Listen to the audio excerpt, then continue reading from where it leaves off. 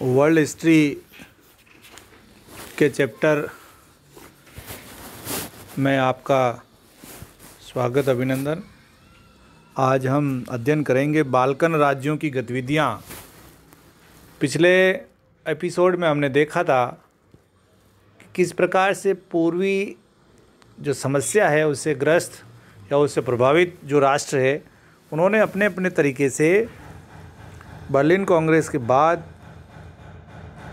अपने आप को ढाला, जिसमें रूस, जर्मनी, ब्रिटेन, तुर्की और बाल्कन प्रायद्वीप के जो अन्य राज्य हैं उन्होंने अपने अपने तरीके से इस समस्या के समाधान और इस समस्या को और विकराल रूप दिलाने में अहम योगदान दिया था। तो बाल्कन राज्यों के अंतर्गत सबसे पहले हम देखेंगे आर्मीनिया की समस्या। आर्मीनियन जाति के लोग उत्तरी कुस्तुनतुनिया और दक्षिणी पूर्व के काले सागर के किनारे बसे हुए थे। यूरोपीय राष्ट्रों ने बर्लिन कांग्रेस में तुर्कों से इस आर्मीनियाई ईसाइयों के लिए सुरक्षा और कुर्दों के बचाव के लिए वचन लिया था। ये लोग कृषि व्यवसाय के अलावा अच्छे व्यापारी और समृद्ध थे। 1890 ईस्वी में आर्मीनियन क्रांतिकारी संघ का गठन हुआ। इसके सदस्यों द्वारा तुर्की में हिंसात्मक कार्रवाई प्रारंभ की गई। तुर्की के सुल्तान अब्दुल हमीद द्वितीय को गुप्त रूप से जर्मनी का आश्वासन प्राप्त था कि वे अपने अधीन राज्यों में उत्पन्न विद्रोहात्मक आंदोलनों के खिलाफ अनुशासनात्मक कार्रवाई कर सकता है। बड़ी निर्दयता के साथ कट्टर कुर्द मुसलमानों की सहायता से आर्मीनियाई ईसाइयों का कत्लेआम होता रहा। यूरोपीय राष्ट्रों में व्याप्त आपसी अविश्वास के फलस्वरूप इस क्षेत्र में कोई प्रभावशाली कदम आर्मीनिया के पक्ष में नहीं लिया गया। दूसरा, बुल्गारिया से उत्पन्न समस्या। बुल्गारिया का शासक अलेक्जेंडर ऑफ बेटनबर्ग, जिसके चयन का 1879 में रूस ने स्वागत किया था, अब रूसी प्रभाव से मुक्त हो गया और बुल्गारिया का विभाजन वहाँ के नागरिकों के लिए अपमानजनक था। 1884 में बुल्गारियाई देशभक्त स्टीफन स्टैम्बोलाफ ने पूर्वी रोमेलिया को बुल्गारिया के साथ मिलाने का प्रयत्न किया। 1885 में इस कार्य में देशभक्तों को सफलता मिल गई। 1886 में इंग्लैंड के प्रधानमंत्री सैलिसबरी ने एक योजना बनाई और उसके तहत बुल्गारिया को मान्यता दे दी गई। ऑस्ट्रिया के विदेश मंत्री केतनौकी ने भी इसे स्वीकार किया। रूस तथा तुर्की द्वारा इसका विरोध किया गया। इस प्रकार बुल्गारिया का प्रश्न अंतर्राष्ट्रीय महत्व का हो गया। विभिन्न पक्षों के लिए कुछ समस्याएं थी जो इस तरह से थी: रूस के आक्रमण को रोकना, बॉस्फोरस डार्डेनेलिस के जलडमरू मध्य की सुरक्षा का प्रबंध तथा कुस्तुनतुनिया का बचाव। बिस्मार्क त्रिराष्ट्रीय संधि बचाना चाहता था। फ्रांस द्वारा अनुचित लाभ उठाने पर प्रतिबंध, सुल्तान की रक्षा करना। इन सभी समस्याओं को जिन समझौते के द्वारा कुछ समय के लिए हल किया गया उन्हें भूमध्य सागरीय समझौता कहा जाता है। इसके प्रमुख सदस्य इंग्लैंड और जर्मनी थे। दूसरा भूमध्य सागरीय समझौता 12 दिसंबर 1888 को हुआ, जिसमें इंग्लैंड, इटली तथा ऑस्ट्रिया सम्मिलित थे। इन तीनों राष्ट्रों द्वारा ये निर्णय लिया गया कि यथापूर्व स्थिति को जलडमरू मध्य तुर्की के एशियाई क्षेत्रों, एशिया माइनर तथा बुल्गारिया में हर संभव तरीके से कायम रखा जाएगा। पूरी समस्या के तत्कालीन समाधान में इसका अपना योगदान रहा। तीसरा, यूनान की समस्या। 1896 में क्रीट का द्वीप, जो यूनान के दक्षिणी बिंदु के नज़दीक था, उसे तुर्की शासन के अधीन कर दिया गया। इस क्षेत्र में तुर्कों के खिलाफ विद्रोह हो गया। एक लंबा गृह युद्ध मुस्लिम और ईसाई बाहुल्य जनता के बीच होता रहा। 1897 में यूनान का राजा राष्ट्रीय विचारधारा से प्रेरित नागरिकों के प्रभाव में आया। फलते उसने एक सैन्य टुकड़ी क्रीट के सहयोग के लिए भेज दी। तुर्की ने युद्ध घोषित कर दिया और लगातार यूनानियों को हार का सामना करना पड़ा।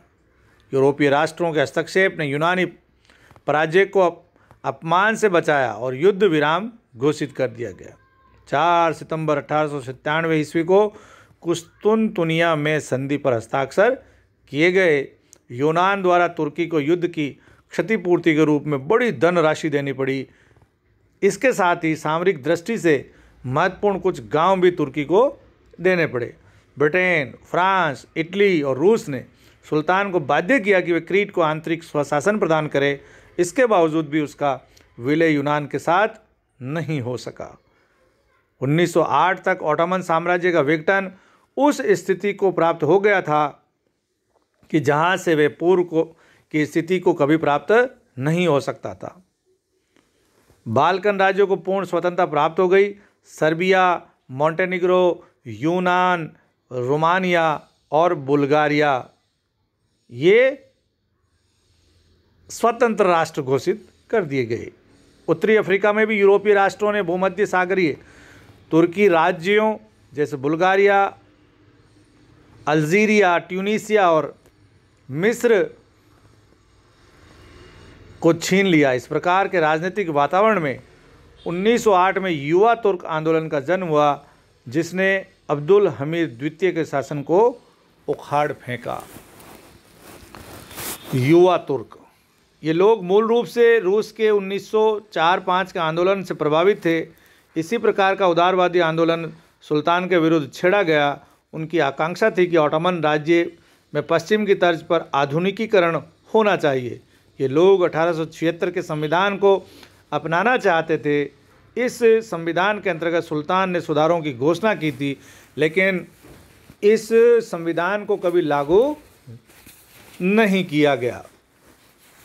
सेनाओं ने युवा तुर्क आंदोलनकारियों का सहयोग किया। परिणामतः सुल्तान ने उन सभी शर्तों को स्वीकार किया जिन्हें युवा तुर्कों ने प्रस्तावित किया था। ऐसा प्रतीत होने लगा कि बाल्कन राष्ट्रीयता की विजय हो रही है, लेकिन ये परिवर्तन अस्थायी सिद्ध हुआ। युवा तुर्कों ने भी अपनी क्रूरता और बर्बरता दिखाई। जितनी सुल्तान अब्दुल हमीद के स्थान पर उसके छोटे भाई मोहम्मद पंचम को सुल्तान बनाया गया। युवा तुर्कों ने उदारवादियों को निराश किया, क्योंकि उनके नेता अनवर ने कोई भी ऐसा रचनात्मक कार्यक्रम प्रस्तुत नहीं किया जिसके फलस्वरूप तुर्की का भविष्य उज्जवल हो सकता था। अंतर्राष्ट्रीय दृष्टि से उनकी कमजोरी यूरोपीय और पड़ोसी राज्यों के समक्ष स्पष्ट हो गई। बोस्निया हर्जेगोविना ऑस्ट्रिया ने बोस्निया हर्जेगोविना का अपने राज्य में विलय कर लिया था। बर्लिन संधि की शर्तों का उल्लंघन किया गया। सर्बिया के राष्ट्रवादियों को इससे ठेस पहुंची। 6 अक्टूबर 1908 ईस्वी को ऑस्ट्रिया के सम्राट ने बोस्निया तथा हर्जेगोविना पर ऑस्ट्रिया के आधिपत्य की घोषणा कर दी। इसकी तीखी प्रतिक्रिया रूस में हुई। सर्ब लोगों की आशा पर पानी फिर गया। वे बोस्निया हर्जेगोविना से मिलना चाहते थे। जर्मनी द्वारा ऑस्ट्रिया को सहयोग देने से एक संभावित युद्ध टल गया। रूस फलते फ्रांस के निकट आ गया। इटली और तुर्की युवा तुर्क आंदोलन का दूसरा अंतर्राष्ट्रीय परिणाम 1911 में इटली द्वारा त्रिपोली पर नियंत्रण स्थापित करने के रूप में प्रकट हुआ। इटली अफ्रीका में अपना औपनिवेशिक साम्राज्य स्थापित करना चाहता था।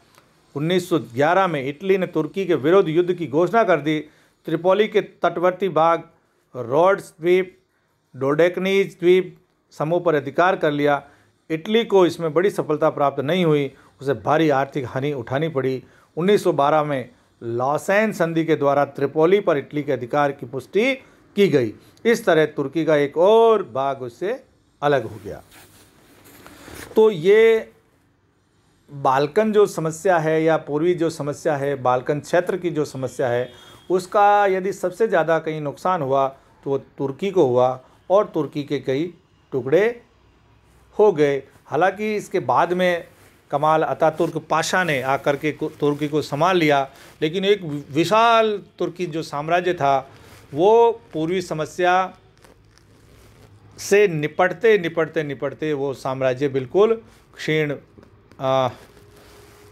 क्षत विक्षत हो गया और कई नए जो देश है वो अस्तित्व में आए।